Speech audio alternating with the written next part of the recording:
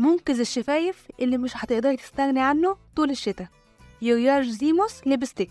أنا عارفة إن كتير مننا عنده مشكلة جفاف وتشقق الشفايف بالذات في الشتاء أو لو بتاخدي أي علاج للحبوب، بس ده مش أي ليبستيك، ده اللي هيخلي شفايفك ناعمة ومترطبة مهما كانت الظروف، وده بسبب المكونات اللي فيه زي الشيا باتر والهيالورونيك أسيد اللي بيرطبوا البشرة وبيغذوها وكمان بيحموها من الجفاف، وكمان فيه فيتامين سي وفيتامين إي اللي بيعالجوا أي غمقان في لون الشفايف وبيرجعوا لونها بينك.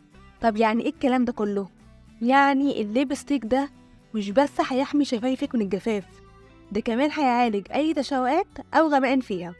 الليب بالم حجمه 4 جرام ومش بتحتاجي تحطي منه كمية لأنه بيرطب الشفايف جدا ولمدة طويلة، يعني مش كل شوية هتحسي إن شفايفك ناشفة ومحتاجة تحطي منه تاني.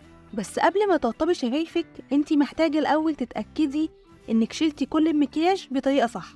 عشان كده شوفي الفيديو ده عند راكون ميك اب ريموفال وايبس، ولحد ما اشوفك الفيديو الجاي خلي بالك من بشرتك.